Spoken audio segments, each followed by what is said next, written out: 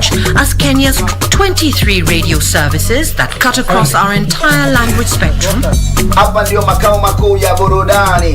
A national, regional and international digital presence backed by the most experienced and top-notch broadcast professionals in the industry. A very good evening to you. The new look Kenya Broadcasting Corporation is truly ahead of the pack.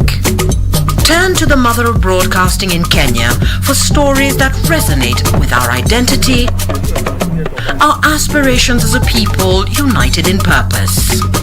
Real stories of hard work, of passion, of creativity, of big dreams. Stories that cement our nationhood. Stories that bring us together as one. We take pride in our shared heritage and destiny. KBC. Informing, educating and entertaining Kenyans as one nation. KBC. Kenya's listening. Kenya's watching.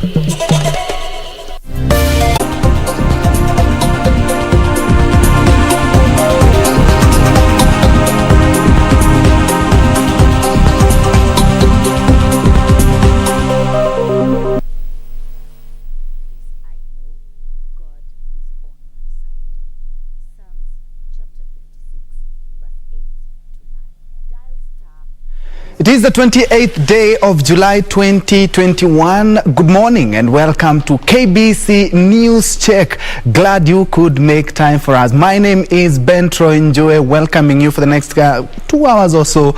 We'll be delving into matters politics and what is the status of politics in the country. We have seen a lot happening in the last couple of days, and beginning from yesterday, we saw ODM lead over 50 leaders in terms of governors, MPs, senators, or even MCAs, and artists, and also business moguls to ensure that artists or musicians have something in their pockets. But of course there was politics. A lot of politics was talked about, and of course the last couple of days has also seen a lot of political movements. We're talking about parties who want actually to eject themselves from the NASA coalition, and of course we have formations that are coming up each and every day. That is what we will be discussing, and of course when we have some times we will be looking at matters economy, because of course a lot of Kenyans are not thoroughly and actually happy about the state of Kenya in terms of the economy. We'll be looking at that, but to help me drive that is a political analyst and strategist, Martin Andati. Karibu sana, Martin. Thank you. It's been a while. Hatujaonana bwana. Long time. How have you been? No, I'm okay, but I've been coming with Safin and the other guys when you're not here. Yeah. Karibu sana. Asante. First things first. Yes. Yesterday we saw ODM leader Raila Odinga in the mountain. Of course, politics was not the main dish. Artists were, but of course leaders there did talk a lot about politics. How do you interpret yesterday's meeting in Muranga? Politics was the excuse. The main issue was politics. Raila is a politician, and the people who are with him are politicians, and most of those musicians sing political songs anyway. So they had to use the occasion to be able to do politics. And of course they are trying to penetrate the mountain. You know, after the Kiambaa by-election, which was hotly contested and marginally lost by Jubilee. You know, now we have two Jubilees. The Kieleweke one, I think we should call it Jubilee A, and then Jubilee B, which is now calling himself UDA. So after one faction of Jubilee lost to the other faction, marginally, it gave some hope to the people who are against William Ruto in the mountain, because they had been intimidated and made to believe that William Ruto and the UDA brigade were having as much as 90% of support. But the numbers from Kiambaa spoke otherwise. they told us a story of that the mountain is evenly split, almost 50-50, 50-49, which is close. So it has given them impetus, and they have a feeling that if they work on the other 49% who are not supporting William Ruto and UDA, possibly they can translate that support to Raila Amolo Odinga. Because the Jubilee wing, calling itself Kieleweke, wants to go into coalition or into bed with Raila Odinga's ODM. So that is part of what you saw happening yesterday. Because time will tell whether that will happen or not. There's a lot of speculation whether ODM leader Raila Odinga will be seeking the top seat. But yesterday, of course, he did not mention that. And of course, a lot of politicians, we saw Mount Kenya leaders talk about endorsing. Uhuru is for that move. Because the question is, Uhuru and Raila go to Kisumu and you see the kind of reception he gets in the lake. Why isn't Uhuru courageous enough to take Raila to the mountain? Good question. Because if he is openly supporting him, and if he has decided to endorse him, he should have taken him to the mountain, the way they go together. But interestingly, all through, when it comes to the lake, there are two of them in the lake. When it comes to the mountain, Raila does not go with Uhuru. He goes with these lesser political mortals. So that leaves questions, because none of those guys has a kind of influence. Even with the issues around the mountain, Uhuru still will have a big say. Although it can be counterproductive. You know, going with Uhuru can help you, but it can also injure you. So I'm sure those are some of the questions they are trying to toy with. But there's quite a bit of work for that faction too, because ODM on its own, even with a fractured Jubilee calling itself Kieleweke, they can't marshal the numbers. They will struggle to get 3 million votes, max 3.5. You can't win the presidency with that kind of numbers. So they have quite a bit of work to do, because Raila will be bringing in largely the Luo Nyanza bloc, which for all intents and purposes is still intact. He will pick pockets of support in Kisii and pockets in the former Western. And that is it. And a bit of cost. Of course, that one cannot give him the kind of numbers that he will not go beyond 4 million votes, I can tell you. So, and you see, the mountain is split. But the question is, where is the other 50% going? Is it with Uhuru? Will it agree to go with Raila? But of course, it's early now to speculate. You know, the coalitions, there will ultimately be coalitions. What we know is Ruto will be in one, and Ruto doesn't want a coalition. Because, you know, Ruto is operating on a master-servant kind of arrangement. You can't do coalitions with servants. He wants to look at the others like workers. So he's the boss, the only boss up there. You know, a coalition must be more or less of equals. But you see, William Ruto with Moses Kuria, with the others, with the Njue, I mean, there's no coalition. So, and you see, you've noted he is not very keen on talking coalition. He wants them to be in one party. Perhaps he might, because he believes in one party. Yeah, you know, he believes in the Kano arrangement, where you have a party and you have a strong man. You know, he's a student of Moi and a student of Raila, so he wants a party, and he's the boss. So everybody else is a servant. But you know, that kind of arrangement cannot win you elections. Not now. You see, even Jubilee was a coalition of him and Uhuru and their two tribes, the duopoly. NASA was a coalition of Raila, Musalia, Kalonzo, Weta. NAC was a coalition. So from 2002, there is no single party which has won elections. Even Jubilee was a coalition before they tried to turn it into a party, and you can see how it's ending. So whichever way, William Ruto without a coalition cannot win power. The other, Raila now is in a dilemma because the prospects of Kalonzo, Wetangula and Musalia agreeing to support him are not, they are very slim. Yeah. And perhaps before we look at the options, because there are many, yesterday's meeting, over 50 leaders, and most of them allied to the Mount Kenya region.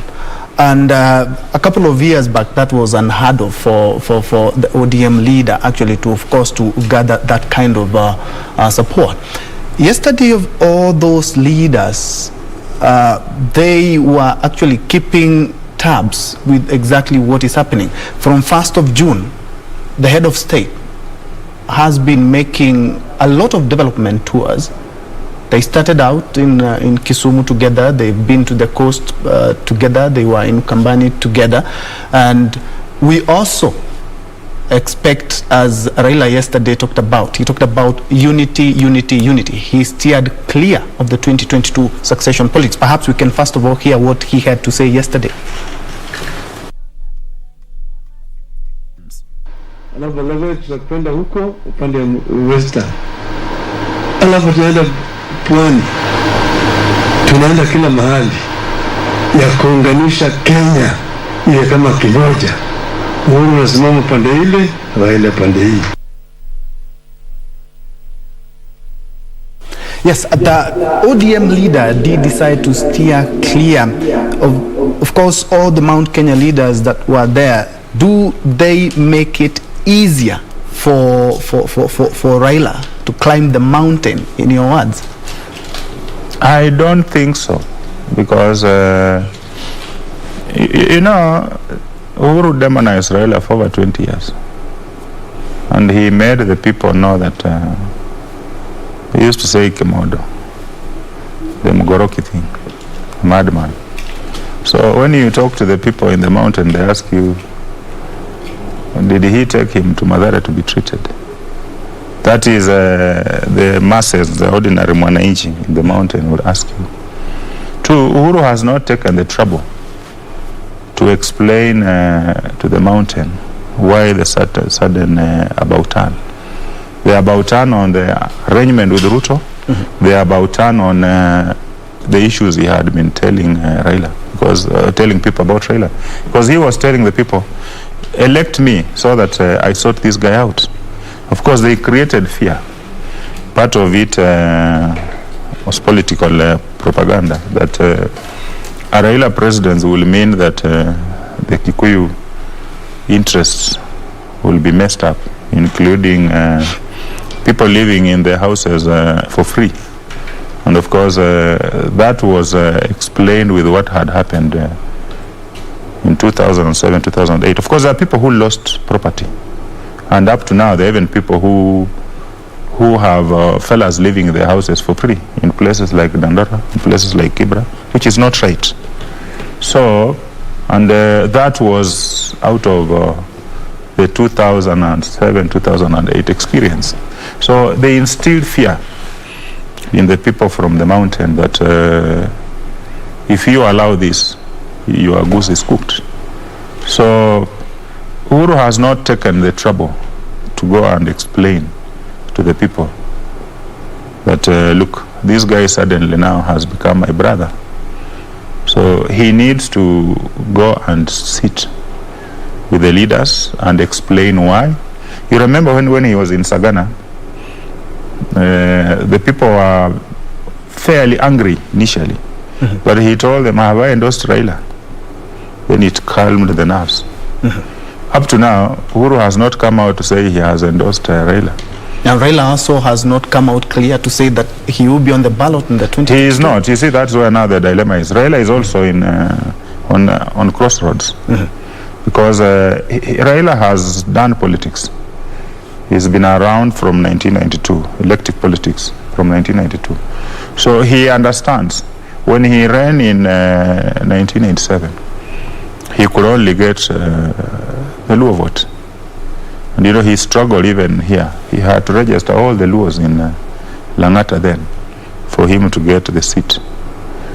Of course, when they got into marriage with the Luya nation, and then they played games.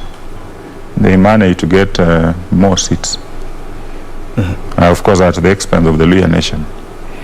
Then now they brought in the Kalenjins, they brought in the Kambas, so the numbers increased. Of course, in 2007 they had the Pentagon, and he was running 41 against 1. And that is the election that is believed he won. All these other ones, of course, there have been claims, but they are claims you cannot prove. But he ran a very formidable, the most formidable campaign he ran was in 2007. But the exit of Ruto in 2013, when Ruto ganged up with Uhuru, affected his numbers, and you could see the way he was struggling. The exit of Ruto and Musalia affected him, because now Kalonzo came back on board, but Musalia exited, ran on his own, then Ruto was the other side. So it was very difficult for him to win the election in 2013. He ran again with Musalia now on board, and Kalonzo and Wetangula, but the numbers just marginally went up. But you know, that other side had also made quite a bit of inroads in these other vote blocks. They had picked some of the people who were with Musalia, now are with Uhuru and Ruto. So he's been trying to see what to do with the numbers. But you know, I think what he is trying to do is to see whether he can marshal the numbers in the mountain. Okay, and of course we're going to get into the numbers. Well, time will tell. Yes, indeed. And in case you just joined us, this is KBC Newschek, and today we are looking at the state of politics. And of course, of late, we have witnessed a lot of talks in terms of coalitions, in terms of mergers, and that is what we are looking at today. And right now, I'm also joined by another political strategist, Dr. Juliet Kimemia. Karibu sana, daktari. Thank you very much. Apologies, you couldn't make it when we had when started. You're doing the introduction. Yes, but I'm quite sure you have been following up what has been happening in the Kenyan politics, and more specifically yesterday. We do remember yesterday we had an artist meeting. I was keenly following, because I'm also an artist, so I was keenly following to know exactly what was on the table for the artist, and of course politics that did take over each and everything that was there. But away from that, you did follow up, and it was an initiative of course the ODM leader, and we know very well they had the blessing of the head of state, because he is the one who did marshal troops and numbers when it comes to the artists and their cries, and when it comes to the skiza tunes. What do you make of the politics of the day yesterday? What impressed me is the innovation around popularizing a candidate, because I happened to watch most of it, and as every artist came on stage, the first thing was today we are doing Thanksgiving, and we are thanking our president for listening to us, for taking the motion that was taken to him by Honorable Raila Odinga. So Raila Odinga comes in as the one who actually made the president listen to them. And then there was the third most mentioned name was Gladys Wanga, because she's the one who I think introduced the motion in Parliament and marshaled the troops to vote for the skiza tune to be less taxed, or the percentage that is retained by the artist to go up by 50%. So that packaging was extremely unique in the political space, and it presented Baba as a person who is working, initiating, following up. He was describing Gladys as his foot soldier. Even when Gladys stood up to talk, she claimed she's Baba's foot soldier. And which she is. And you know, though it was packaged, it was very interesting. And were it not for Baba and Gladys Wanga, then the artist would be languishing in poverty. They stood up to acclaim that their lives have changed because of the influence of Baba on the head of state through the parliament. And as the political leaders stood up one by one, there was this, at first, very coded support and welcome to Baba. Then I think it's Kanini Kega who just went blunt and said, you know, it's time for us to pay Baba. Because he even said Kibaki Tosha, that is 20 years ago. Na ile deni ya zamani ndio watu wa Mulima watafanya nini? Watalipa kwanza. Then when Waiguru stood up, she said, Mulima votes as a block to the man. So to me, I think having the artist support Baba and knowing the influence artists have on people's mindset, they were even they even offered in return to compose several songs in favor of Baba and to do several road shows in favor of Baba. So I think the entry of Baba into the mountain is well thought out, very strategic, and touching those who really influence people. And Doc, yes. Yesterday, the leaders, as you said, you used a very good word, coded. I used parables. The leaders there, they even used their native language, something that we had discussed with Andati here. They kind of endorsed Baba, despite the fact that he has not come out clearly to say that I will be on the ballot in the year 2022. What do you make of the leaders who spoke, and especially the leaders from Mount Kenya? Like I said, this I think these last 2 weeks have been quite interesting, because last week we saw Oka team meeting, the four of them, Kanus, Gideon Moi, Weta, Mudavadi, Kalonzo, and soon after we saw Kalonzo officially declaring that they have left NASA. Then here we are seeing ODM and Jubilee. So what came out yesterday was like there's going to be two coalitions. There's a coalition of Jubilee and ODM, and there is a One Kenya Alliance on one side. So I think now whatever Ruto will come up with will be a third coalition. That is what I saw in my small political understanding, and I saw serious strategy around the conversations that have been happening. So the question that is lingering in my mind is, KANU is in Jubilee as a coalition. Already they have a coalition, and that's why Pogisho is the leader of majority. He's a KANU elected senator. He's the leader of majority in a house where KANU has only 3 seats, including all nominated, because there's only one nominated and 2 elected. That is Pogisho and the chair, Honorable Gideon Moi. So that is a demonstration of the Jubilee coalition at work and practically. So now when I see Jubilee and ODM, and then on their side Wiper is with KANU, it is both confusing and eye-opener, so that people now we start watching as things unfold. Otherwise, there's a serious contradiction there. Indeed, and that I would like us to also look at that on I think it was on Monday, when Wiper did talk about exiting the NASA coalition. On Thursday last week, ANC leader did talk about ANC exiting the NASA coalition. But on the other hand, we see Jubilee is warming up to ODM, and they're still in a coalition, the 2017 coalition with KANU, and KANU is in Oka already. You know, Oka is not a formal coalition. Yes, it's an alliance. It is. They have a cooperation agreement.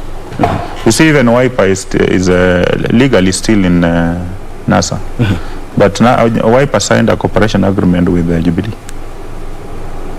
not a coalition agreement. You know, there's a difference. Yes, cooperation and coalition. Yeah. So NASA is still part of Wiper is still part of NASA. But now they have started the process of withdrawing. Because when you get into a coalition agreement, you must deposit the instruments with the register of political parties. And still on the because same, that is legally binding. Perhaps you can hold the thought so that we may hear what Wiper leader Kalonzo Musyoka had to say in regards to Wiper exiting the NASA coalition. Useful consultation as Wiper Democratic Movement this evening, culminating in our decision to exit NASA and welcome a new formidable coalition, which coalition in my view will be spearheaded by the One Kenya Alliance. Speaking,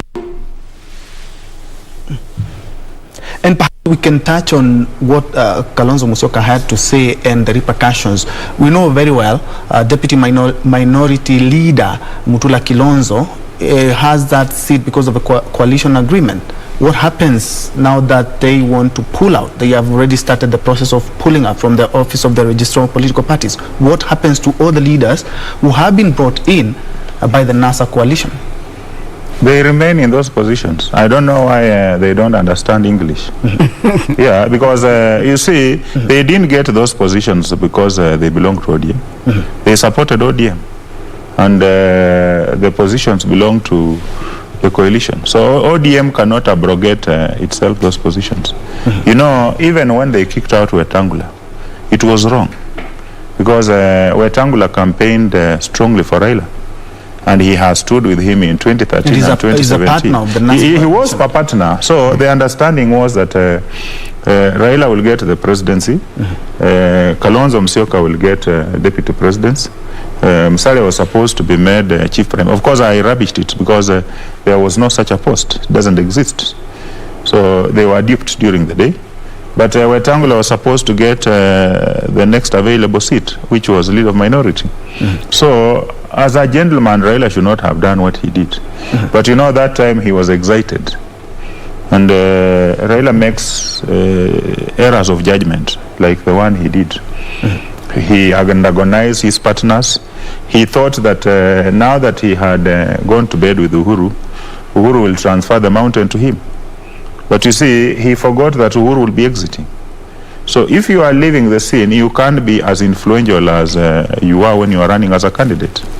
Two, Uhuru was also looking for survival. And he has also a lot of issues to deal with, both political, economic, and all that. And you saw the report out there. So the assumption, Raila now thought that he doesn't need his colleagues. So he started mistreating them. He even refused to share the political party's funds. You see, now he has softened. The insults and abuses that Sifuna, my younger brother, was throwing around, he has had to stop. But you see, the damage is already gone. And you heard Musalia say it.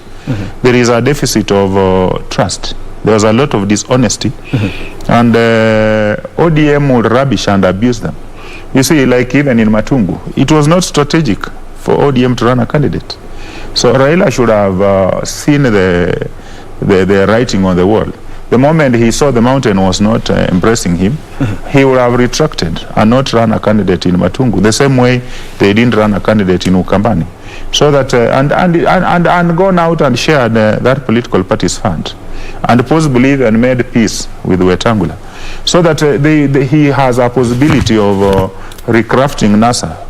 That way it would have been very easy. But you see, there is so much bad blood. So even if now he accedes to give them part of the political party's fund, which he has, the damage has already been done. So you have abandoned the team you had, which pushed the numbers, and they were at 47%. They had a deficit of 3. Now you start off. I mean, there is no way Kieleweke will give Raila the numbers that Kalonzo brought in Ukambani. There is no way the governors who are with him, largely is Oparanya, and you saw in Matungu, Oparanya struggling to deliver the seat. Put in a fortune, but still lost. And you know, now if you listen, I come from Western, and I interact with those fellas on a daily basis. Oparanya's influence in the Luhya nation is very minimal currently. So sitting with those kind of people and cheating himself that they are going to give him numbers from the Luhya nation is a lie. And you saw when Ruto exited from the Pentagon, Raila assumed that he can go to the colleges direct, and he tried to go with Sally and Henry Kosgei. It didn't work. The numbers were dismal. The exit of Wetangula and Musalia, if he runs and he expects numbers there, it will not go beyond 10%. So that is real. The same in Ukambani. So where are the numbers to replace those other numbers? You know? And you know, the question, the fact that Kiamba showed that the mountain is split does not mean that those who are against William Ruto are necessarily for Raila. You know, people, you need to understand people who understand numbers. And I told you need people who can think in 3 dimensions or 4 dimensions. These ones are thinking in 2 dimensions. So it does not mean that if this one does not agree with this one, then necessarily he will support you. There could be other options. And that's why you see even the likes of Akina Musalia. You saw the kind of support Musalia received over the weekend when he was in Nyandarua. You've seen the numbers who turn up when he goes to, when he was in Nyeri the other side, the other day. He is also receiving quite some support. Of course, she mentioned, my sister here mentioned the issue of Kanini Kega. Kanini Kega was with Musalia the other time, and he endorsed him. He was also with Gideon Moi. He also endorsed him. He was now with Baba, and he endorsed him. Tomorrow he will be with Kalonzo Musyoka, and he will still endorse him. So I mean, yes. Where is the honesty in all this? At least Minor Commander, it's a matter of interest, as you know, and Peter Kenneth have been consistent. Them they have been Baba all through, and Waiguru. At least give it to them. Although Waiguru has also been meeting Musalia, you know. So, you know, of course, it's a transfer window. You know, people are looking for relevance. But, you know, the good thing is one. If you are a sitting member of parliament, if you are a sitting senator, if you are a sitting governor, seeking re-election, if you have not delivered, yes, the Omushombas of this world, you know, they are running away. They are going to Tangatanga thinking that is going to help them get re-elected. They will not survive. You know, the electorate are not fools. Yes. If you have not delivered on your mandate, you see, like if you go to Kiambu, they tell you Mshahara, because the first thing she did was to ask for a salary increment before they even got sworn in. Yes. So the masses are not stupid. You know? Doc, do you agree with what Andati is talking about? And still on the same, we have Oka on one side, and we also have Jubilee and ODM who have pledged. Let's just use the word warming up to each other in terms of a coalition to field a candidate in the 2022 elections. Where does even that leave UDA? Because looking at all, can we still in Jubilee coalition based very on 2017, active. very active, and we have seen KANU also in Oka. If they decide to work together, that is Jubilee, ODM and the Oka, of course everybody is bringing something to the table. We were speaking with Andati earlier talking about Gideon Moi, the rift and the money bags that he brings. Whether he's going to use it or not is a question for another day. Do you think they could make a formidable coalition that would actually be guaranteed a win? It's not just a coalition, it's a machinery. So the pundits are putting it that the machinery is being assembled so that there is a serious onslaught against UDA and affiliate parties. But I want to remind my brother of what we have seen in the last 20 years, so that you move from thinking that the numbers that played role in 2013, 2017 are going to be relevant. In the year 2002, when Raila said Kibaki Tosha, they were with Kibaki, Charity Ngilu, Wamalwa, you know, all these other team against Uhuru and William Ruto, KANU. in the 2005 referendum, Uhuru was in ODM with Ruto, With Kalonzo, with Kalonzo, with Musalia. with Raila, with Musalia. They defeated the sitting president in that referendum. Yeah.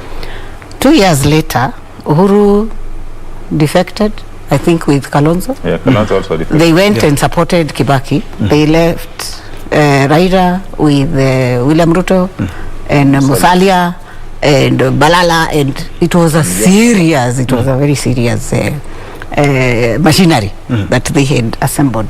So they lost to Kibaki in 2008, 2007 in a disputed election. Yeah, in a disputed because that powerhouse was real powerful. They really moved numbers, and like he said, that Kaswering in at night spoke volumes. Come 2030, Ruto abandons Raila, teams up with Uhuru. Yes. And they did that in 2017. So me, I'm not seeing any big deal with Uhuru working with Raila because they have been the same faces. Somebody was saying same monkeys but different forest. So these drivers and mobilizers of numbers, they have their way of doing things, and we should not actually belabor trying to say that this will not work or this will work. We just need to watch them continue playing their forest games. So anything is possible. So even a Raila Uhuru machinery is very possible because they were together in 2005 and they were able to defeat the referendum. So to me, I don't think the numbers of 2017 will be consistent come the next election. There is going to be a shift. Yes. The way Mountain supported Raila in 2002 when he said Kibaki Tosha, they will. It is going to be rejuvenated somehow, and it started yesterday. Because I've even seen a lot of comments in the WhatsApp groups, and people are like, hiya. People have called me because I am the organizing secretary of KANU.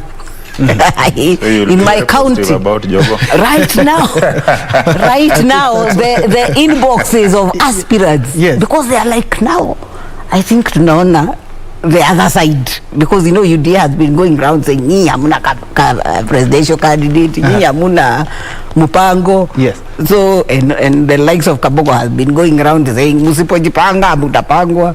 So people have started especially those who want to run. Yes, and perhaps Martin, you can pick it from where Doc has left.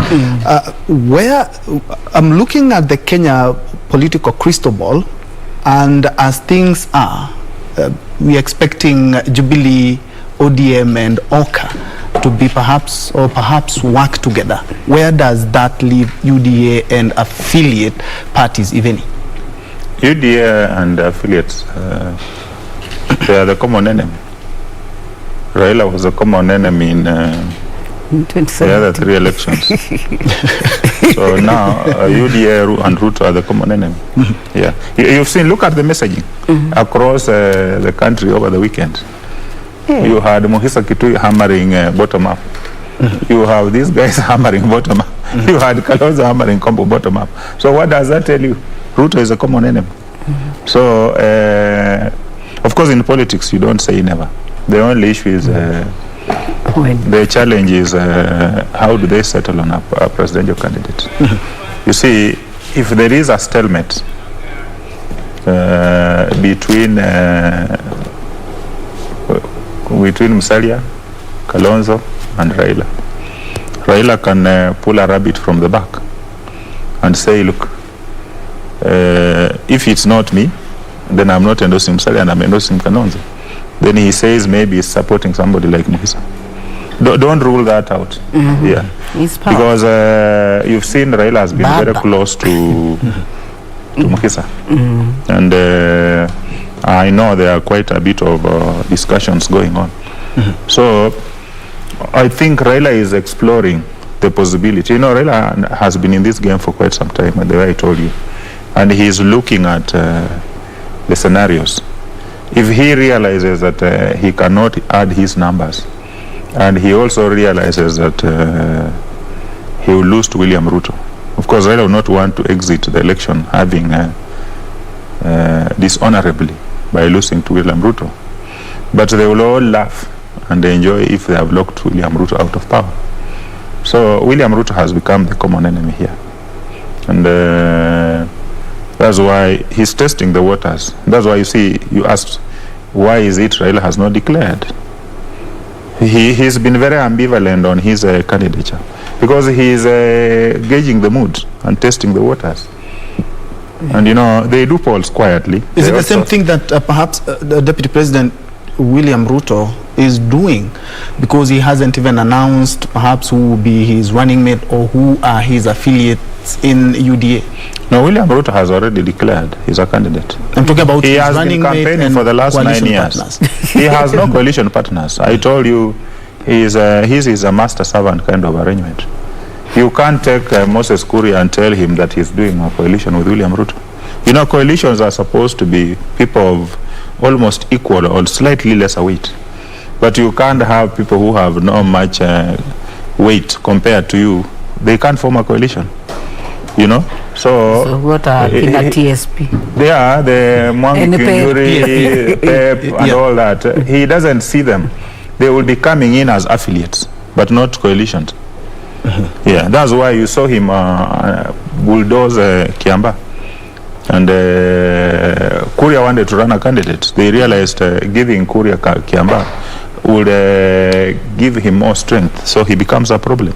So you manage him now by running the party, your party yourself, direct, which they did. And you can see the fights between Rigathi and Kuria. Because Rigathi is directly in UDA. Kuria wants to come in through Pep. Of course, he has also now had his own issues. So he has now gotten another party. But you see, there is no coalition here. They are coming in as affiliates to support him. And you know, that way they will not even have a say in whom he picks as a running mate. But you see, it's too early for him to talk about a running mate now. Although, that is one of the real headaches. You know, he was rubbishing BBI. But you know, BBI could have had its own issues. But BBI will also have helped sort out some of these issues for them. Because with an expanded executive, it was going to be very easy for Raila to form a broad-based coalition. That was the main aim of BBI. Transform Building Bridges initiative into a broad-based coalition. The same would have been very easy for William Ruto, because if you have 5 major posts to go around, it becomes very easy for you to form a coalition. Those who are not accommodated this side, they will run to you. But now you have a duopoly. You have the American president executive. It's very difficult for you to form a coalition, let me tell you. You can't and you will not Mm-hmm. please all these fellas. You have only 2 seats, the presidency and the deputy. If he picks a deputy outside the mountain, he has serious problems. If he picks a deputy from the mountain, what do you do with Coast? What do you do with Kambani? Yes. What do you do with Western? And you know, when you look at the numbers, and Dr. don't dismiss the numbers of the past. History will always tell us where we have come from, and it will inform where we are, and possibly guide us on where we want to go. Me, I do numbers virtually every day, so I understand. If you look at the numbers, the way they are seated, in 2013, Uhuru and Ruto got 50.07%. In 2017, they had 54%. The mountain is split almost evenly. So give Ruto 18 out of 35. 17 out of 35 are against him. And you see, the mountain constitutes 35% of the Kenyan vote. So if you subtract that 17 from 50.07%, here you remain with that 3%. If you subtract 17% who are against William Ruto from 54%, you remain with that 7%. So the mean of those two is 35%.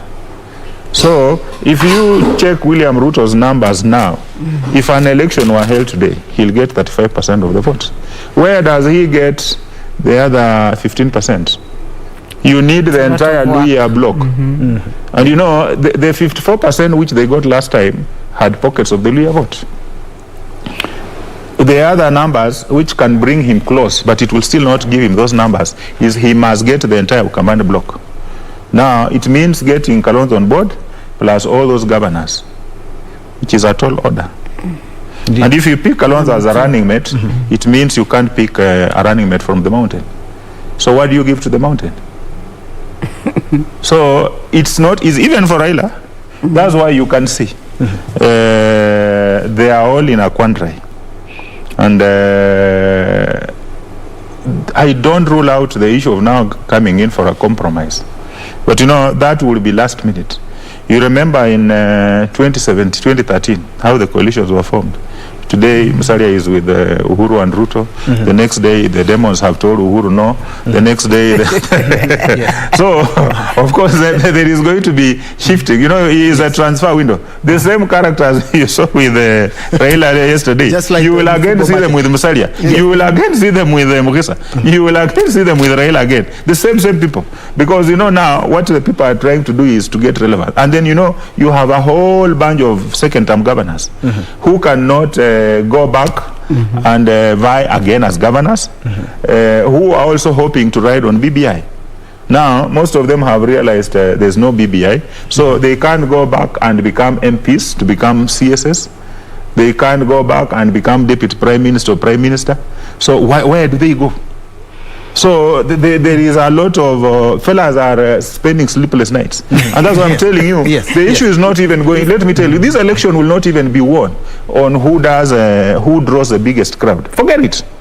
You saw the Trump draw the biggest crowd. The person who is going to be president is a person who is able to build a broad-based coalition. The best. You're right. And that's why you need a genius. You need a guy who thinks in 4 dimensions to be able to tell you that have Njue here, have her here, have him there, and everybody is happy.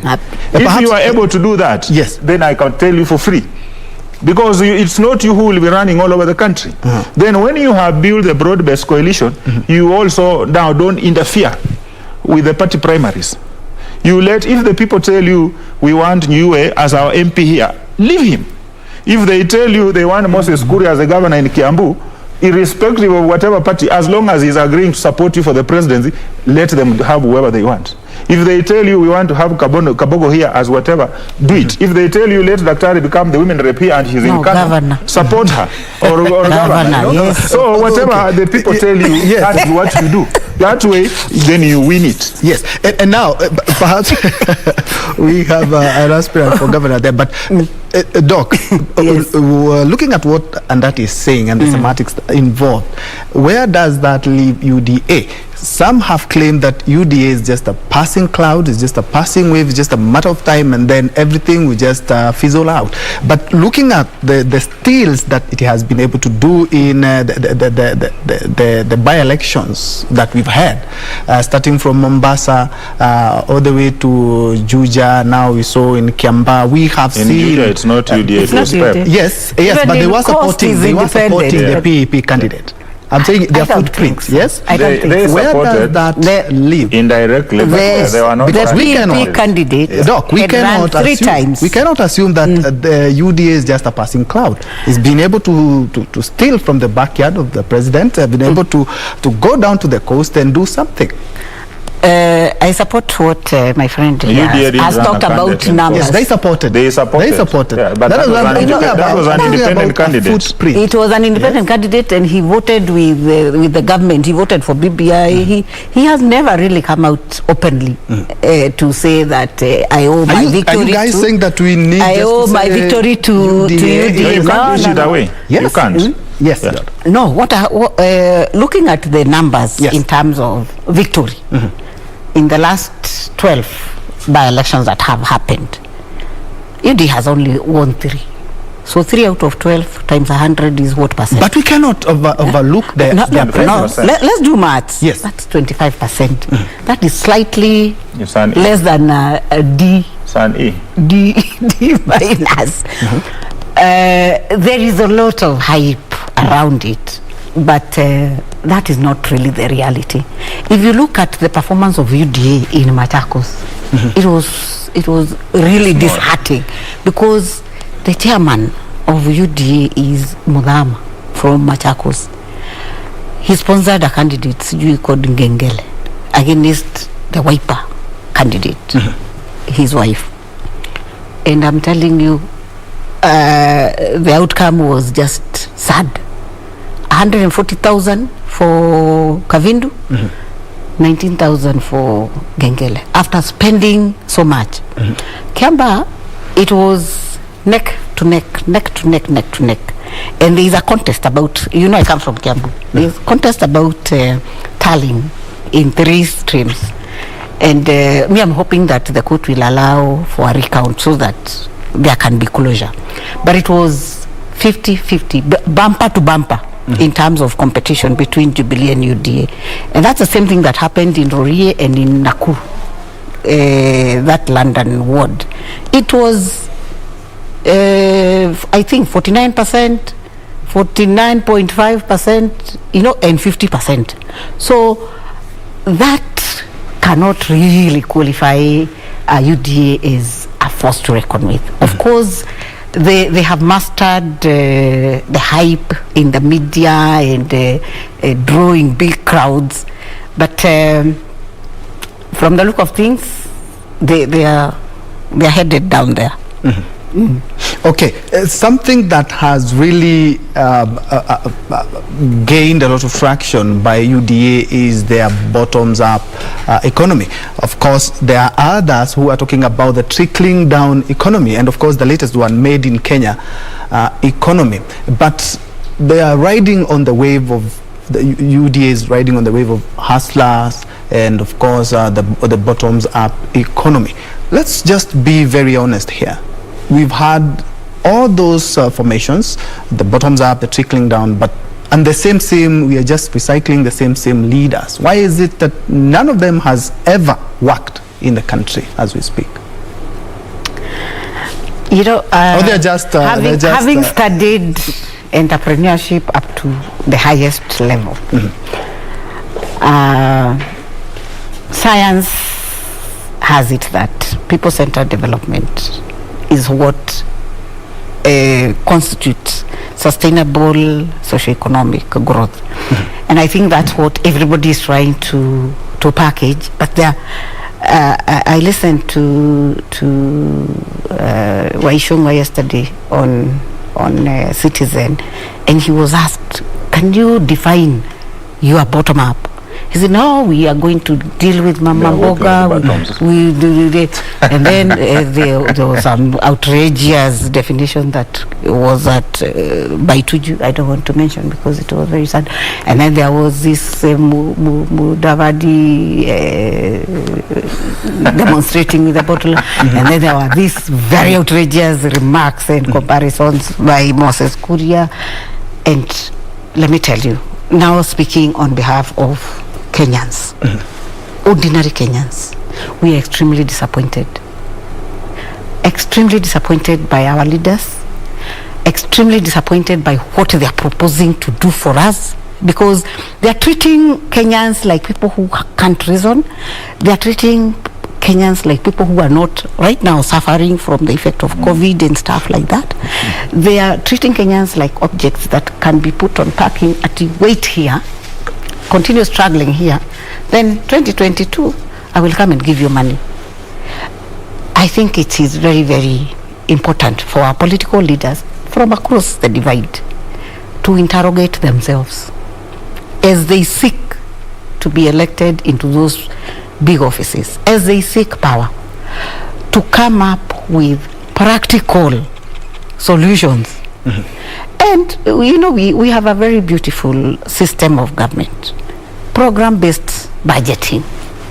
So there's a program, a budget is allocated to it. But how does it get to the ordinary mwananchi there? How do programs that are run by the Ministry of Agriculture get implemented kule mashinani so that the desired impact is realized? In short, nobody Doc, is talking about but not that. Implementing them. That is what exactly you're saying, Doc. Nobody is talking about that.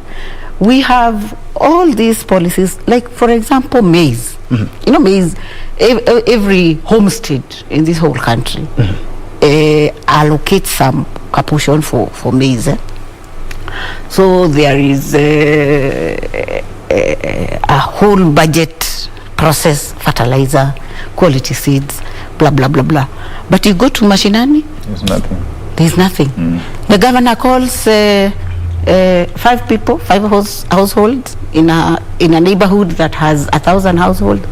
You're given 2 kilos of maize maize seedlings. Yeah. And you're told sasa hiyo ndio. They take photos. And they take photos and they go to the media to say tumepeana mbegu county mzima, you know. So our political leaders, me being one of them, I think we need to be very honest. We need to fear the God who has created us and the God who has given us that opportunity to lead people. Can we see the budgets? Can we see the leaders who are proposing to be in office next year show us how the budget trickles down, gets to mwananchi, and the results, the outcomes are realized sustainably? I was talking about maize. So there seems to be a deliberate policy of making sure that there is crop failure, so that as soon as harvest time in December is here, it's declared, oh, we have shortage of maize, and we are allowing for import. Beautifully. In the meantime, people have thousands and thousands of acres of land in Congo where they plant maize, and there has to be created an avenue for them to come in. Is that somebody who cares about the ordinary mwananchi? Is that somebody who is working the bottom-up thing? I wish they can just start with maize and milk from Uasin Gishu, so that people get paid for really their hard work. And that you deal with figures each and every day. Yes. We've had of bottoms-up economy trickling down and made in Kenya. How can the bottom-up economy trickle down to making Kenya great? We expecting a lot of promises other than that, the few that have already been made.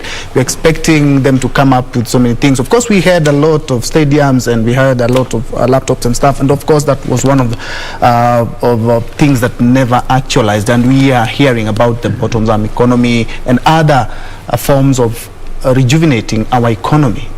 Do you think they're just political promises, just as Doka said? We have all these, but we are a season of lies. But you remember they told us they are digital, and the other side was analog.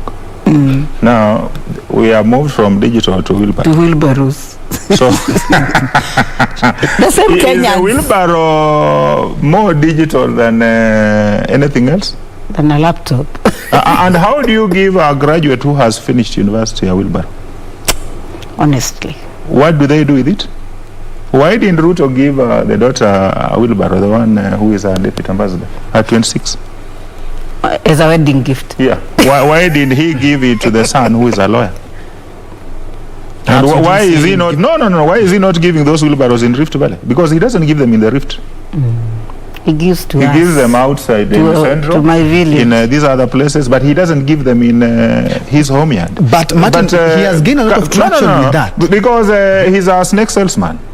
Yeah, you know, he's a shrewd propagandist.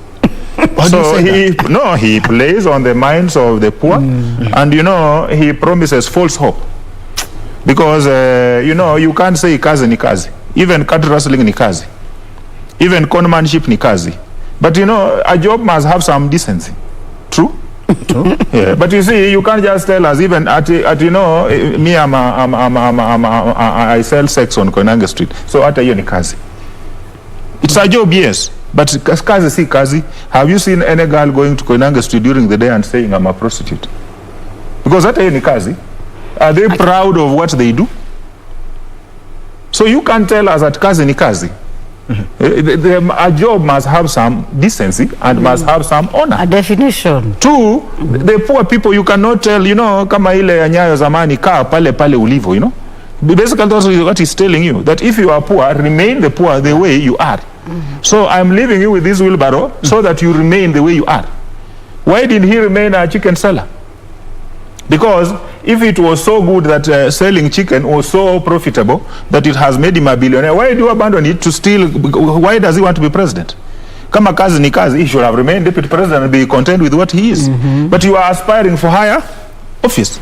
So you can't say ati kazi ni kazi, hii ni mzuri, so let me just remain. You remain where you are. What is the solution? So, because they are peddling lies. Look at, and I'm glad, Dr. you are debunking the issues here. You asked me about numbers. They have promised to give every poor fella out there 100,000 to do whatever they want to do. Imagine. Now, the fellas, the small-scale traders, the poor fellas out there, the borders, total 22 million. Look at the economic survey. 22 million people being given 100,000 each. Totals 2.2 trillion. In an economy of 3 trillion? A big lie. It's not possible. It's not possible. So he's lying to Kenyans during the day. In the same So, light. we must, those are the good thing is they started early. And now Kenyans have an opportunity to interrogate. When you ask him, so what is this bottom-up economics? He will not tell you. Because, you cannot invert a pyramid. If you invert a pyramid, it will collapse. Because the majority of the people are down there. But what you need to do is go back to the basics. Do what Kibaki did. What did he do? He reduced the amount of government borrowing. So if the government reduces the amount of money they are borrowing from the money markets, the banks will have more money. So if the banks have more money, they lend to the private sector. If the private sector has more money, the productivity goes up. It is the private sector which drives, creates wealth, creates opportunities, creates jobs. The government does not create jobs. The government does not create opportunities. 2, we must invest in agricultural extension. Go back. Do you remember there were fellas out there who used to move around with a bicycle visiting the farmers? Basic things, you must be able to subsidize AI services. Basic. We must be able to help farmers get subsidized seeds, subsidized fertilizer, and animal feeds. Then we must also be able to stop imports. Why are we importing eggs from Uganda? Why are we importing oranges from wherever? Yet we have our own farmers here. So the farmer in Kiambu should be able to be guaranteed that if they produce eggs, they will have a market for their eggs. If the farmer in Mumias does not have a ready market for the sugarcane, they have no problem. Then they stop planting cane.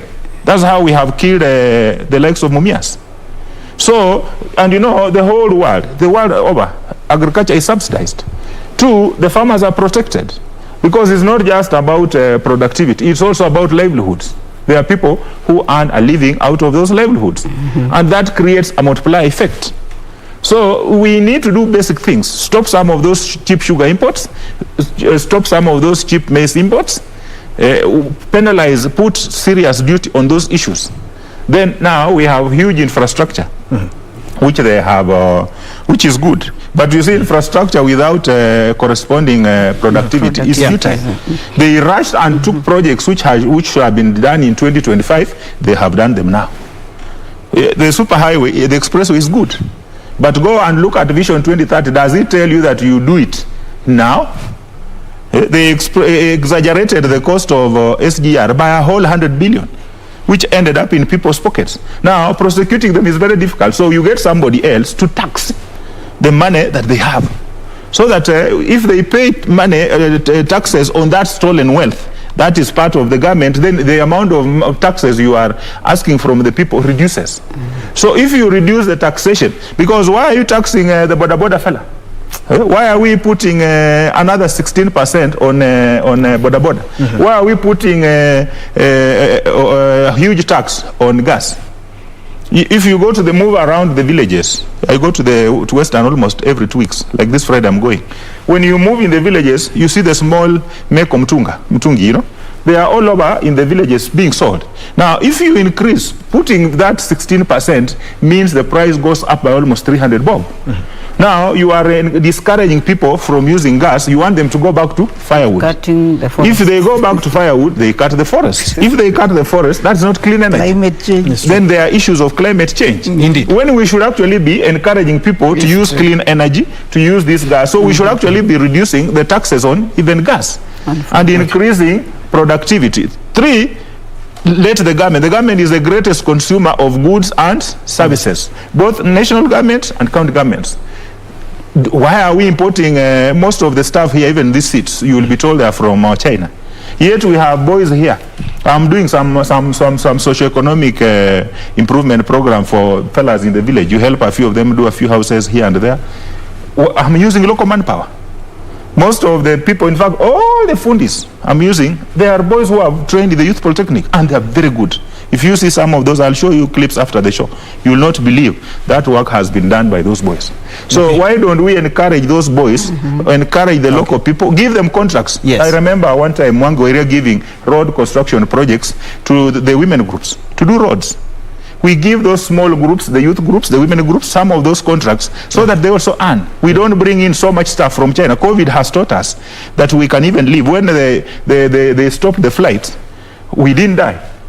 We still lived without imports. And improvised. Yeah. So we improvised, and we realized we can live on our own local stuff. We can do so much. Yeah, we can do so much without necessarily spending our forex and without necessarily importing some of those things which we don't need to import. Okay, indeed. And of course, we will touch a lot on the economy before midday, because a lot of Kenyans, of course, are disgruntled with the economy and how things are running. Indeed, this is KBC Newschek. We're taking our first breather, but we will be right back. Kindly remember, hit me up on Twitter at KBC Channel 1 at Njue, and also on our social media platform. I will be sampling some of your responses during and at the tail end of this show. We'll be back in a moment.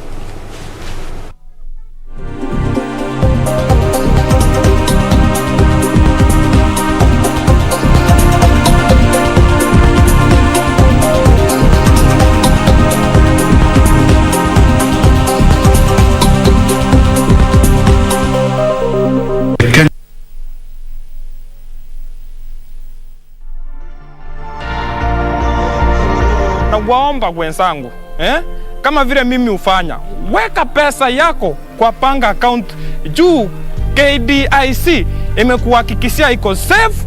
Weka kitu kwa panga.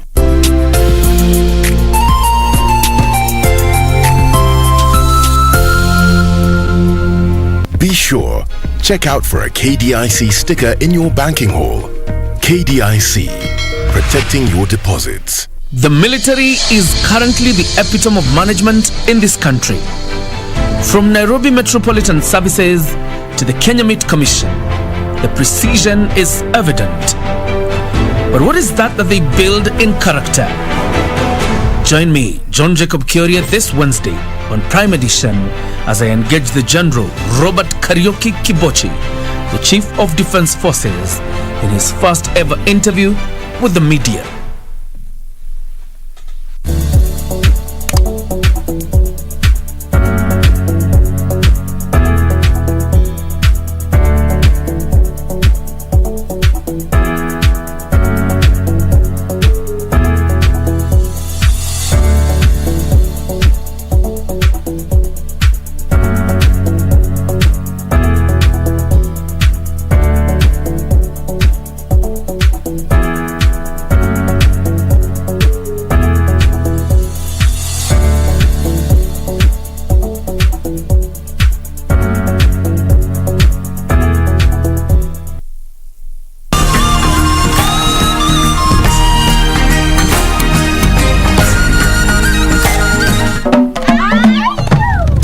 On Zurura, a tiny fish making a huge impact.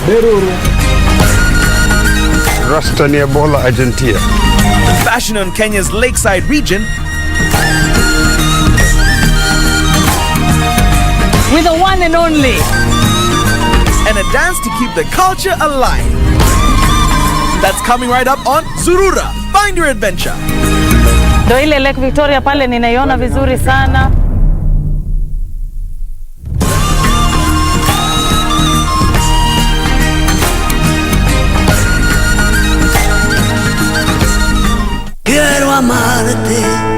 de una forma diferente, de otro modo, nunca. If Florencia revealed everything to my father, then that woman is very dangerous. Yes, she's dangerous. Oh no, I can't do that, Ceci. Ivan will never come back. He will never forgive us. And that's why you should just forget him. Where were you? I just went to tell Juliana and Eloisa about what happened.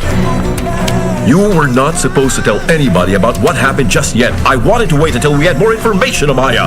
Juliana also has the right to know what's going on. Mr. Mauro is her father as well. De una forma diferente, de otro modo, nunca igual al de otra gente.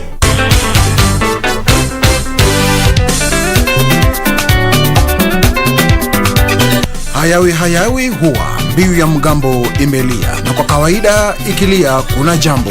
Mgambo uliopo hapa ni rumba kavacha, odemba na sukus. Tutakupromoshea midundo moto ya Afrika, iwe kutoka kaskazini, kusini, magharibi na hata mashariki. Rumba is here in your living room. Na popote ulipo. This is Bridge of Congo. Nzambe ya sambe la kati, ako sambe la nani. Right here on KBC Channel 1. Where?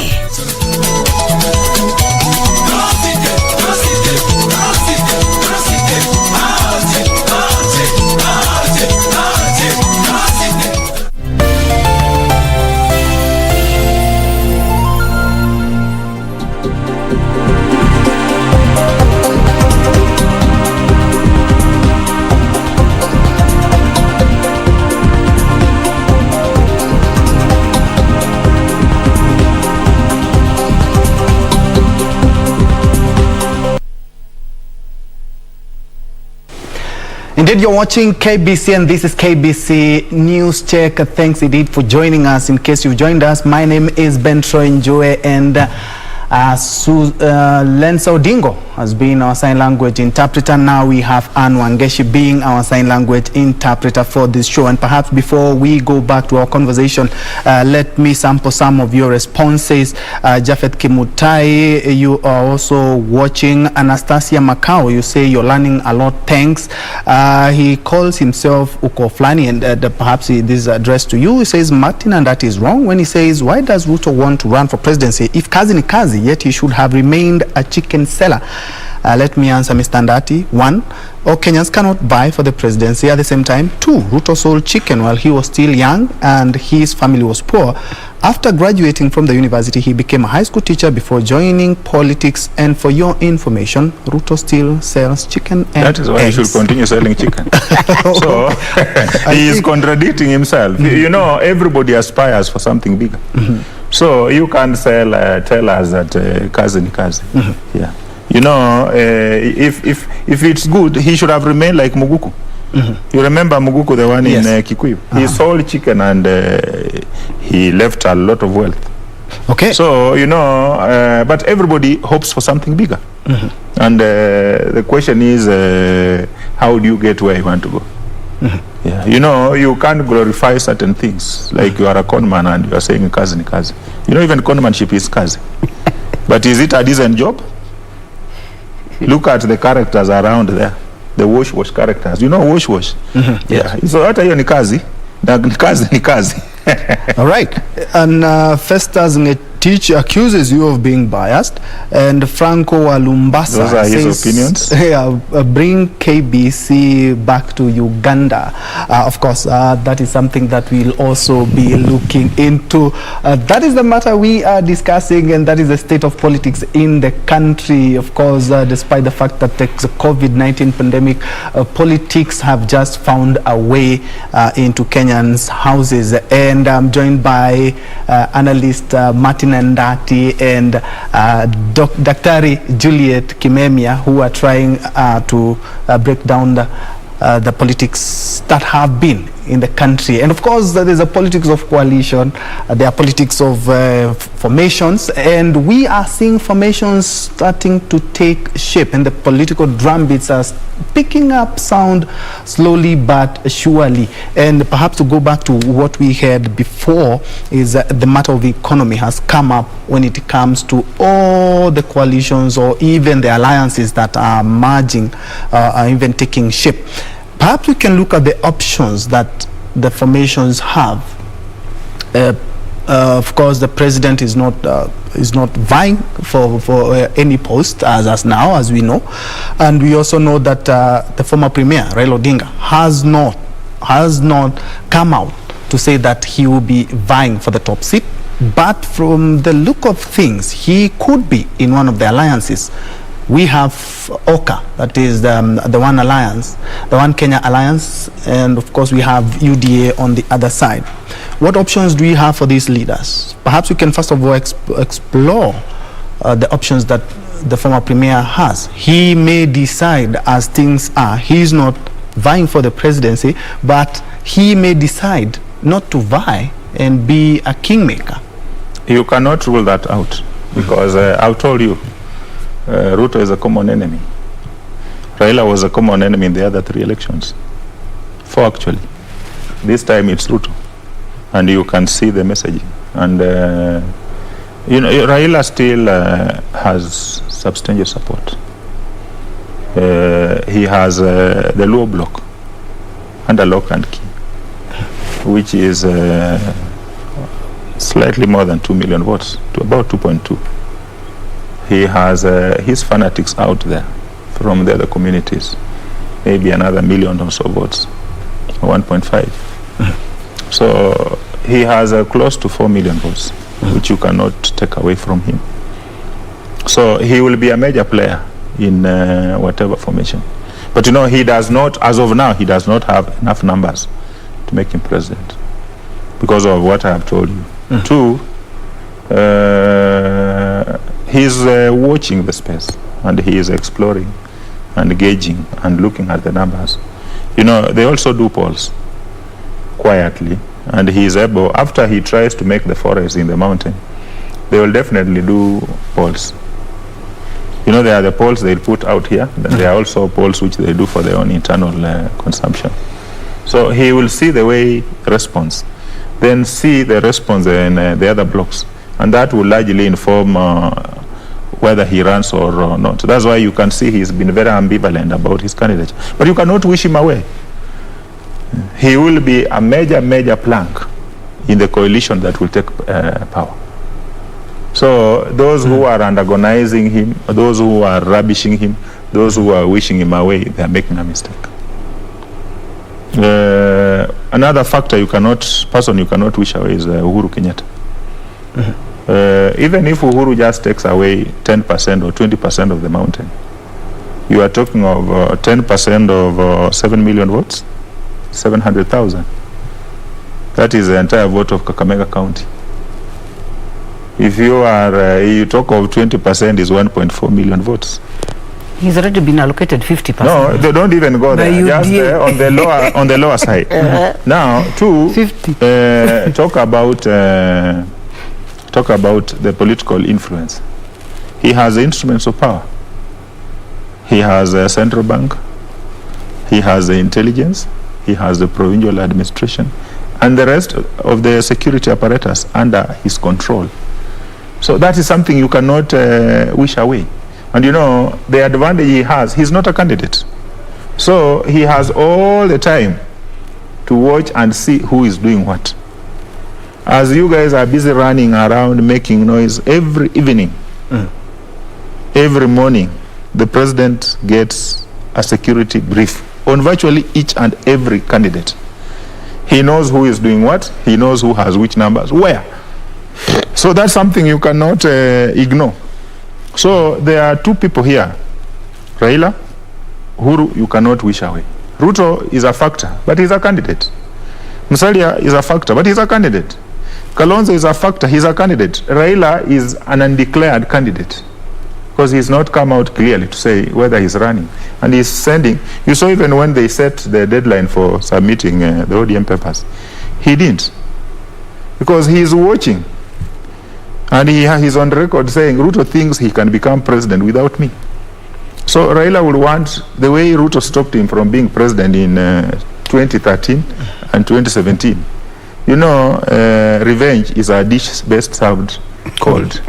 So he would be very glad to also do what Ruto did to him by making sure that Ruto does not get the presidency. And if it means Raila not running and endorsing somebody else to make sure that Ruto does not become president, he will do it. I can tell you that for free.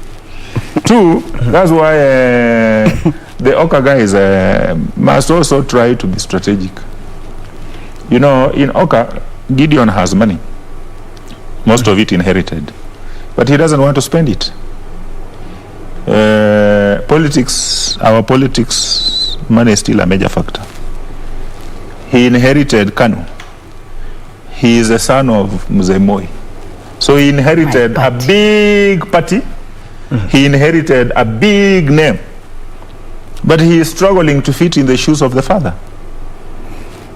So Ruto has run him out of Rift Valley. With all fairness, that's the truth. He has run him out of Rift Valley. So he doesn't have much. You see, even people like Pogisho, people like the senator, Lenyagapu, were elected on Kanu. But you see, Lenyagapu has come out openly and said he will not run on Kanu in the next election. He has formed his own party. Yeah, you see, he's forming his own party. Because he's realizing the association with Kanu is not helping him. And you know, people were hanging around Kanu because there was a bit of money coming in and all that, and the Kanu networks. Now, when you see he has built his own money. Which you should not underestimate. And of course, Kanu has loyalists. You know, Kenya, so, actually, perhaps what Doc is saying. Don't underestimate us. I'm not underestimating them, but I'm just giving an honest opinion of what they are. What is happening But you see now, Oka has a challenge. You have Musalia who wants to run. He's under a lot of pressure from the community that he must run. If he doesn't run, he becomes kaput. You have Kalonzo Musyoka who feels he's more senior. And he is. He is. It's true, he is. He joined parliament in 1985. He became, he was vice president for 5 years. He has run for president in 2007. He got 894,000. Musalia was joined parliament in 89. He was vice president for 3 months. He ran, he got 47,000. So Kalonzo's argument makes sense. But the ability, the potential to draw more support is now where the challenge is. Between Kalonzo and Musalia, who will draw more support? You know, Kalonzo has the 2.2 million Kamba votes. Musalia, if he rallies the Luhya nation, and that is also a question, you know, we don't rally by making assumptions. You don't sit in Nairobi here and imagine that after running in Nyandarua, going to Murang'a and Nyeri, and the people cheering you now, the Luhyas will follow. They see that those ones are cheering you, so they endorse you. That's not how we do our politics in the Luhya nation. And I'm one of them. You have to go to the people, including your own blood brother, same mother, father, and talk to them. And tell them that, look, I, Musalia Mudavadi, I want to vie for president, and as my brother Njue, I expect your support.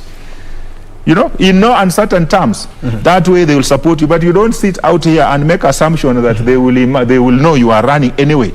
Because the Kikuyus do it that way, the Luos do it, the Kalayis, because those ones are not Luos. They are not Kikuyus, they are not Kambas, they are Luhyas.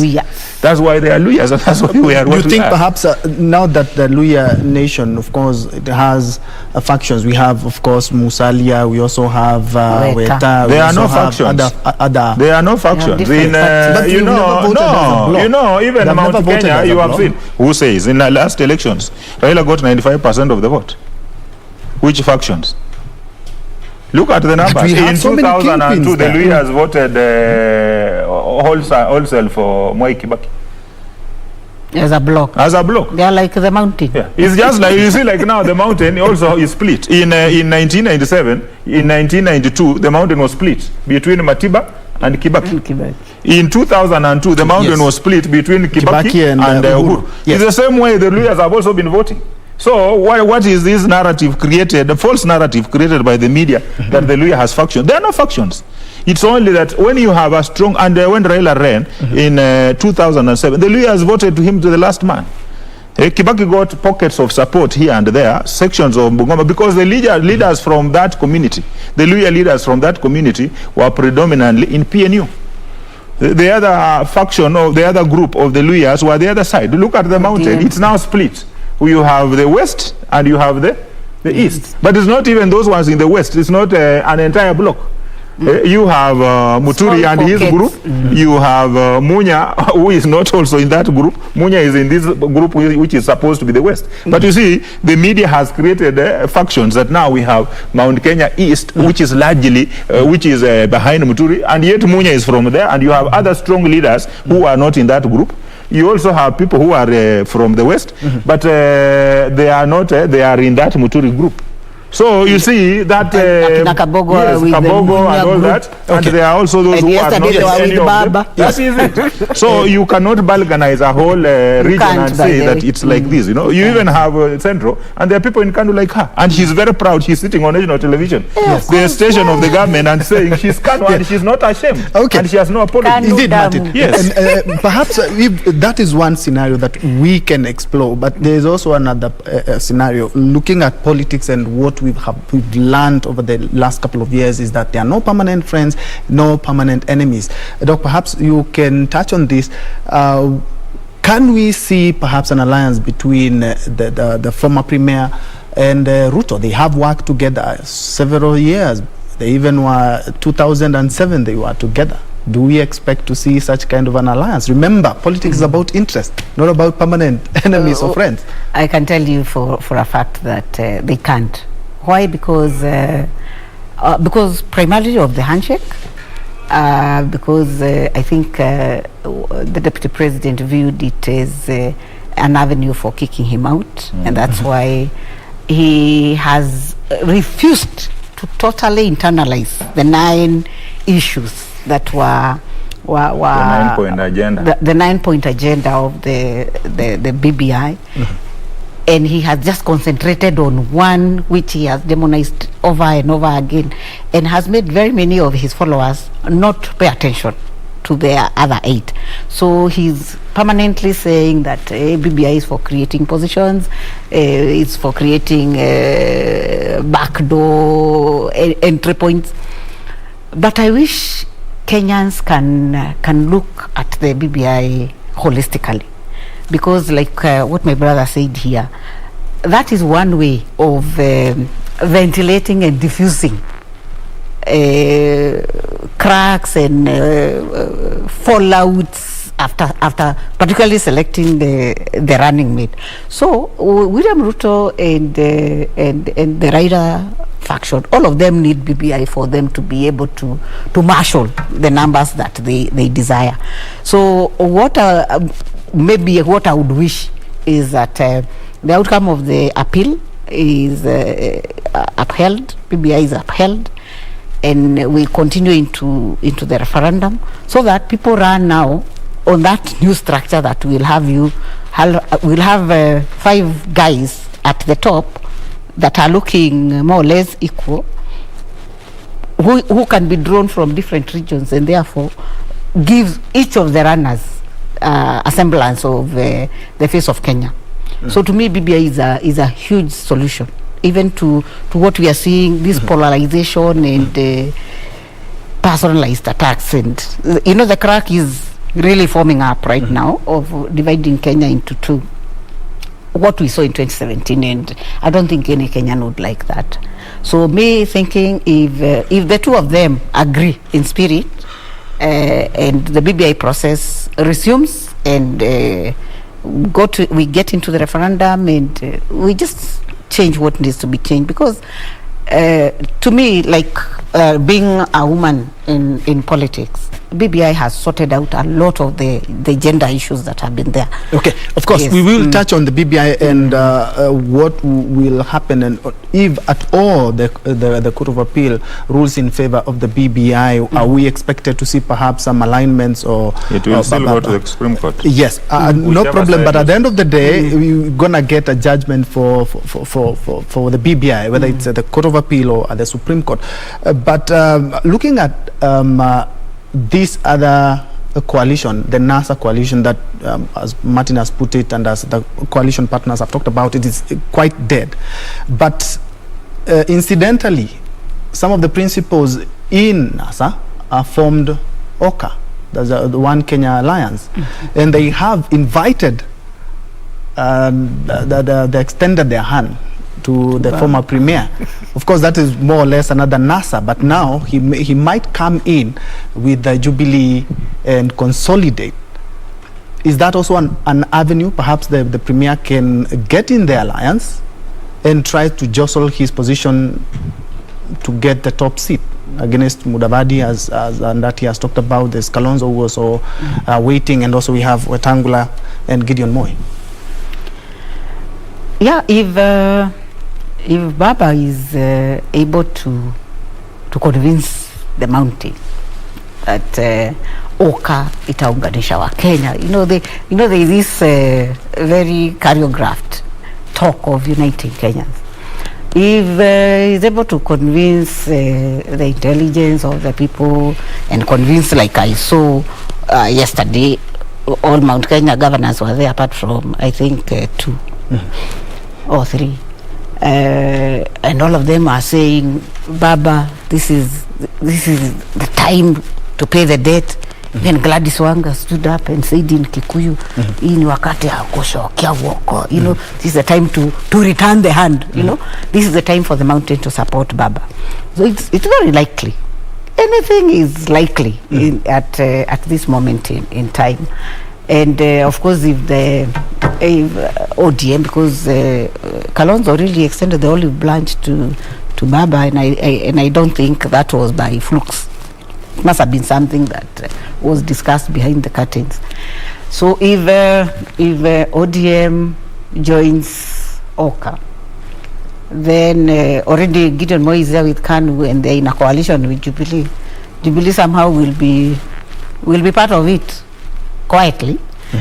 And since there's this talk that Jubilee is dead, probably now that coalition will be rebranded, and Jubilee will get assimilated inside there, and that will be the coalition that will run against UDA and affiliated coalition partners.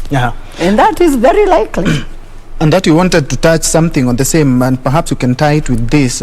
Jacon Amos, you say Martin is against Ruto, but why is he not pointing out other politicians' weakness? We need to know weaknesses of other politicians. I have just told you that Musalia is not doing enough in the Luo nation. Isn't that a weakness? I've said it. And you have also said that my boss doesn't like spending money. Isn't that a weakness? So, I mean, those are simple issues. I have also said that Raila abandoned his coalition partners, which was a mistake. Isn't that a weakness? So which other weaknesses does he want? Let him not selectively decide what he is following. Yeah. He wants me to come here and sing William Ruto's praises. I will not. That is not called analysis. Analysis is you put issues the way they are, in black and white. Okay. You look at the numbers and you analyze them. The numbers we are talking about in 2013, they are there. He can go and check. Yeah. Let him go and check the IEBC website. Yeah. Let him check the numbers of Kiambu the other day. Kiamba, they are there. Okay. Away from that. Away from that.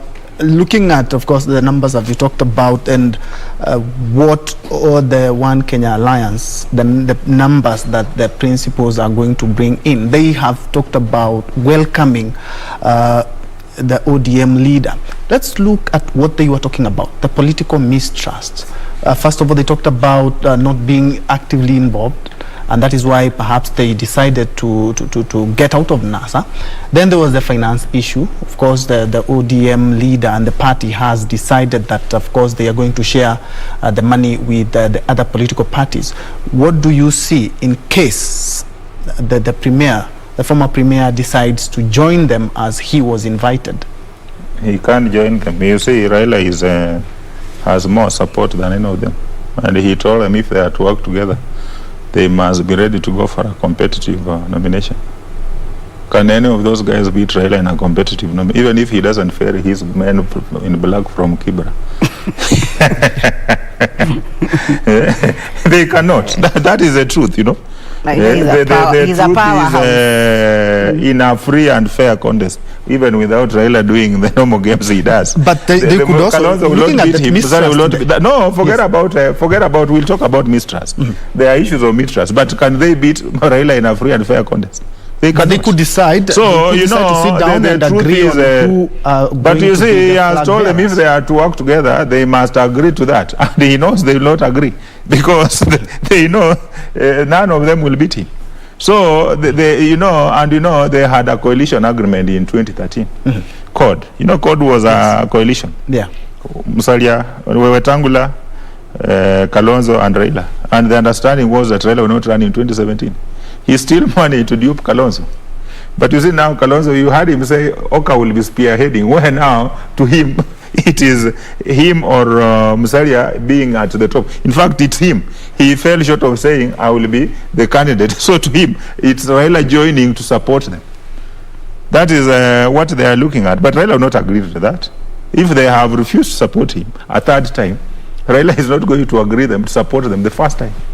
Because Raila views them as junior partners. So if Raila is not going to run, I can tell you this for free.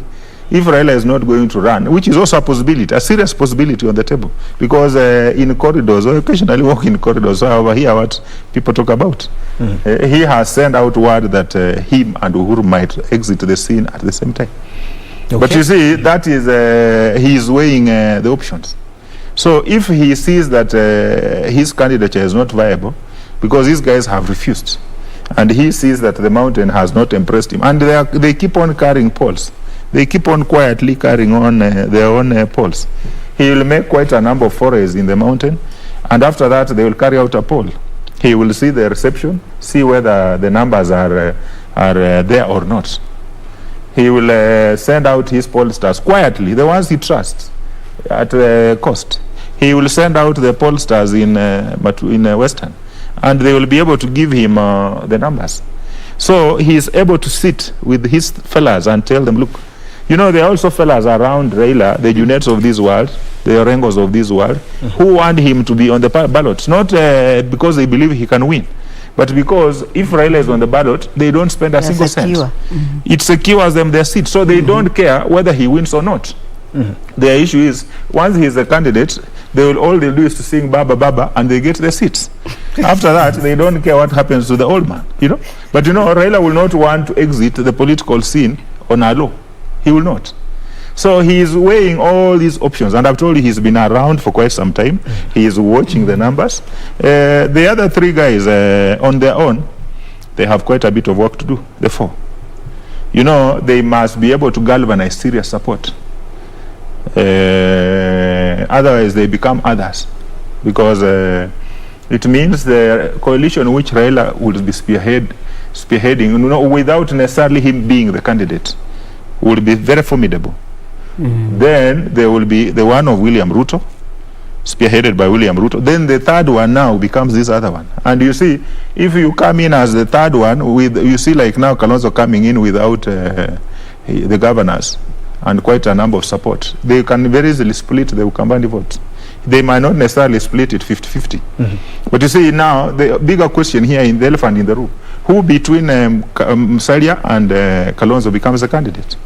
So will they agree? Would Kalonzo agree to deputize Musalia? The answer is a big no. Would Musalia agree to deputize Kalonzo? The answer is a big no. So what happens? Each one of them doing a separate run? Do they have the money to run a serious presidential candidate? Do they have the money to put on the table to mount the kind of campaign that will earn you the presidency? You know, those are very serious questions that we need to ask. So there's quite a bit of work to do. But you know, some of the guys might just be positioning. Ultimately, when push comes to shove, they settle for Minister for Foreign Affairs. You would rather become Minister for Foreign Affairs or Speaker of the National Assembly than going out there for another 5 years. You would rather become Minister for Finance in somebody's government than going out there for another, because they have been out for 10 years. Kalonzo has been out for 10 years. Musalia has been out for 10 years. It's been quite cold and for it's, them. it's not cheap. It's not funny. You know, the only guy who sustains Raila opposition politics is Raila, and he knows how to make his money even from that opposition politics. He'll call Mandamano and get donors. He will throw tear gas around and keep these guys busy until he's called on the table for a handshake. And in the process, he's able to make potatoes. These guys cannot be able to call a handshake, Mandamano, and cause havoc and paralyze the city. You know? Away from that, perhaps, Doc, you can come in with the coalitions. Since 2002, we've just done coalitions, we've done mergers, we've done so many. And each and every election cycle, the coalition just being used as a vehicle in 2002, 2007, 2013, 2017, and now in the year 2022. The political mistrust. Why is it that they cannot ever hold on when it comes to politics? Their interest overtaking Kenyans' interests? Because it's a very we have to have a coalition. Precedence that has been set in this country as far as letting democracy mature is concerned. Because looking at what happened in 2002, NAC brought in Mwai Kibaki. And as soon as Mwai Kibaki was in the house on the hill, NAC died. When he was running for the second term, he created PNU. About 6 months to elections. And that became now the force that pushed him to his second term. And that second term was quite interesting because the post-election violence brought in the issues of Prime Minister, and we got all these guys. Then Mkate. And that's why I find people opposing BBI, and I'm like, but we have already piloted that structure of government, and to me that was really good. And that's why a lot of credit goes to Kibaki as having been a performer. It is because the space up there was occupied by otherwise troublemakers that would make his work difficult to deliver. So if we bring back what we had between 2008 and 2013, we will be able to grow our economy and grow our democracy, in my view. So I'm looking at the precedents that has been set by the political parties that bring in presidents. So 2013, Uhuru buys a political party from Gideon Kariuki, and 6 months to elections. The elections were supposed to be in 2012, but they were moved to, I think, March of 2013. But 6 months to December, around June, that's when he bought the party from Gideon Kariuki. It used to be called National Alliance Party of Kenya. He came and added a T. So it became TNA, the National Alliance. And that propelled him to the house on the hill. As soon as he was there, 2016, Jubilee now it was TNA now, and TNA URP, that was a coalition. But TNA is the one that really took him to State House. In 2017 it was Jubilee. In 2017, now the coalition became one party. So you see, there is no political party that delivers a presidency that lasts more than 2 years, apart from my party that lasted 40 years. You know, and me, what I'm telling people, instead of going to start registering new parties and stuff like that, why don't we just go back home Why can't all these guys come back home and we are here with open arms to receive them? Either way, Doc. No. Doc KANU is campaigning for her party, but we are talking about the faces. We are looking at the coalition. Yes. we understand the Baba and Mama. There are reasons but why of we course, left it hasn't been that, doing very Baba well and Mama. politically. So perhaps that's why you're campaigning for it. But at the end of the day, we are doing well. By yes, you're doing well. But you will need a coalition based on trust. You see, the NASA principals move out of NASA. They go form the One Kenya Alliance, and then have they moved out of NASA, or they have just decided? They have just decided that there's a lot of ODM is not one of them. There's a lot of political mistrust. No, they have just decided that ODM is not part of them. And on the flip side, they are like, ODM, please come and because they still join need their support. or OKA. So there is double speak or speaking between words as far as the formations and their realignments are concerned. But like he put it, it's still very early in the day, because we have seen all those parties that have delivered a presidency never lasted more than 8 months. So 1 year to elections waiting for something big. is good time. What they are doing is preparation. And there's going to be one coalition now. The OKA Alliance and ODM and Jubilee will form one coalition. That's what I can predict and project. Seems to be looking into the same crystal ball. I'm looking at, but Mr. Ndati, because of the interest of time, we need to pick up the pace. Now we have the BBI that is expecting a ruling in the next like 20-something days, next 3 weeks or something. What happens? Let's say the Court of Appeal decides that the reggae can go on. Does that form the basis or a foundation for new alliances, if at all, the reggae? You know, the way the judgment of the constitutional bench was structured, you can't overturn all those orders. You can only overturn some of them. So whichever way it goes, it will end up in the Supreme Court. And once it goes to the Supreme Court, we are talking of November, December. By November, December, certain timelines will have been overtaken by events. You can't create new constituencies. There are certain things you can't do. You can't even have the referendum. There will be challenges. Because as IEBC is structured, you know, we are still recruiting the commissioners, which maybe in another 2-3 weeks, we should have known the new commissioners. Then there will be debate on, do we continue retaining the current commissioners? Because there are people who feel the commissioners are, the ones who are in office are badly compromised. You heard her complain about tallying. And you know, tallying is just adding 1, 2, 3. Even guys with a PhD like this one are unable to add. It really shocks me in this country that people cannot agree. In a by-election where the numbers are not high, people cannot agree that you add 1, 20, 30, 50 until you agree on the numbers. I mean, we have a country that does not have common sense. So whichever way the Court of Appeal rules, there will be appeal in the Supreme Court. Give it another maybe up to November, December. So that's whichever way it goes, that reggae will not be back. And that's why I've told you, the guy who is going to get power is not the guy who does the largest rally out there. It is a person who is able to build the best, broad-based coalition.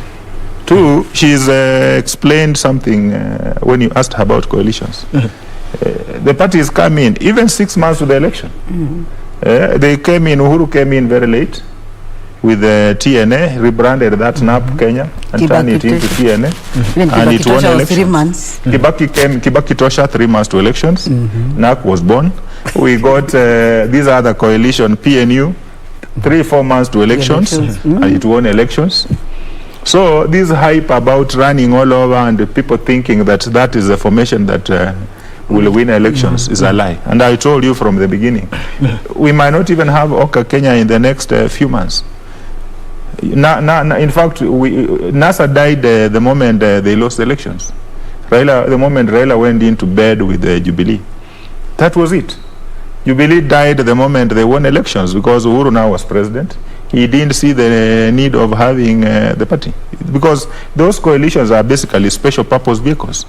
So you create them for a particular purpose. So once you serve the purpose, you have no business retaining the vehicle. You know, you are done. You have crossed the bridge. You don't intend to come back and this other side. So you destroy the bridge. That's what they are, you know. Of course, our democracy is growing. No, it's good. You see, even Americans are 260 years. They now have 2 clear formations. Britain has 2 formations. Occasionally, they go to 3. But you see, look at the years it has taken. Now, our democracy is still growing. We are only headed to 60 years. So our democracy is still growing. Ultimately, we will end up with 2 clear formations. You know?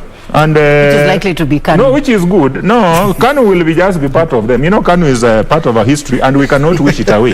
But there are also the bad manners which KANU was associated with, and we hope they are now the KANU fresh. They are going to, as you said, they will require, of course. They need a lot of rebranding, and you see, they need people who can think and help them rebrand. Guys, because of time, behaving the way they are behaving, and sitting there and complacent and thinking that they can do it the way they were with the old Jogo. It will not help them. Okay. 2 minutes each before we wind up. A minute each. Looking at there was a research that was carried out in the months of June, July that shows 78% of Kenyans talking about the country not headed in the right direction. Of course, because of the economy. Of course, there's a COVID pandemic, corruption, and a myriad of issues facing the country. But all the coalition, all the politicians, each and every day they're touching on the economy. Are they just using it? Because, of course, the Kenyan economy has not been doing well for the last couple of years. Yes. Are they just using that as a vehicle in the run-up to the 2022 succession politics? Yeah, and they are misusing even the word economy because government, both levels, national and county, are responsible for the poor performance of the economy. One of the biggest contributor is just refusing to pay contractors and suppliers. I have worked in the county, and every time you get the list of pending bills, and contractors come to your office, they want to be paid. You are so helpless because you can't pay, because whoever gave the contract did not consider budget, because it was supposed to pay political returns. Yes. For people who supported the governor to come in, they have to be given contracts, and therefore they have to be. So that is what has created across the board. So right now, pending bills stand at 160 billion. If that was paid and injected back in the economy, the economy would do well. So an analysis that apportions the blame to the president is extremely biased, He must also take part of the blame. And it is not real. The county government, the council of governors, and the national government must pay pending bills for our economy to revamp. In 30 seconds, Mr. Ndati. We have people are hurting. You saw the numbers yesterday. Yes. In 3 months, you have over 400 people who have committed suicide. Yes. And you see, those are the ones who have been reported. So the numbers could be much higher. There is a lot of distress. If you go up market, you get so many vacant houses. COVID has wiped away this thing they were calling the middle class. And the middle class must come out of the comfort zones because there are no more comfort zones anymore. COVID has wiped away the mortgages. COVID has wiped away the thinking that you have Medicare. It's a lie. The COVID effects are not covered by that cover. The car you took on mortgage is being repossessed. The wife you took on mortgage, the owners want to repossess her. So that is how bad it is, you know. And, and there are no jobs. And there is no hope. And the market is saturated, so nobody is buying. Move around Kilimani, around Kileleshwa, Upper Hill. Yes. You get mamas out there hanging there up to 8, up to 7 in the evening, hoping that somebody will call them to go and wash their clothes to get something for to buy food for their kids. So there has not been as much empathy and sympathy for the people out there. The government has tried in terms of the PPF, although we sold some of the donations to Tanzania and Ethiopia, which is very shameless of us. But we need to do more, and we must exercise empathy and sympathy. And the middle class must push the political class to address the real issues. The real issues in a sober way. And the economists need to ask, when you are told bottom up, ask them, has this model ever worked elsewhere? Who has come up with this? And you know, it's not just the other guys also criticizing what Ruto is doing. They must also tell us what Ruto is offering is not good. Our option will be this. Okay. Not just saying, and I can see Amos Sakaja was saying tribalism will continue leading Kenyans. That's why what I can predict may be. And Kenyans should really stop that in order to get a true leader. Of course, a lot there. Also, somebody is saying a very good, very eloquent and inquisitive panel. That is Mungai Njuguna. Jacob Amos, thank you. I can see your comment. Abdallah Yusuf, you also tuned in. Unfortunately, I won't be able to sample all your responses, but thank you indeed so much for watching. This has been Newschek. I'm giving the baton to my colleague Gladys Mungai with the Kurunzi Mashinani, and of course Tamrin will be coming up next. I've been hosting Martin Andati, apologies, and of course Dr. Juliet Kimemia. This is KBC. My name is Njue. Thanks indeed for watching. Let's continue the conversation in our social media platform. 2 hours ago. Yeah. Hi.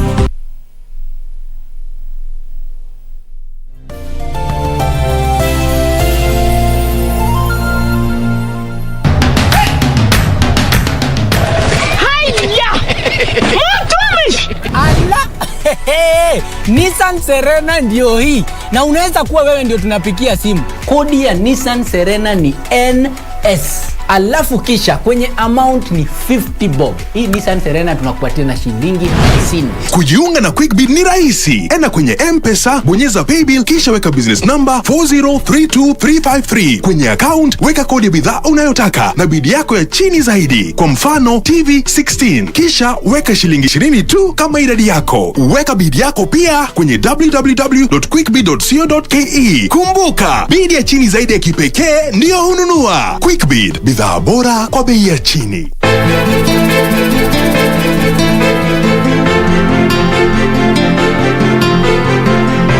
Yaani nyinyi mkiwa na wanawake mnawadharau, ndo kazi yenu, sio? Je, kama hawa watu wangekutendea unyama,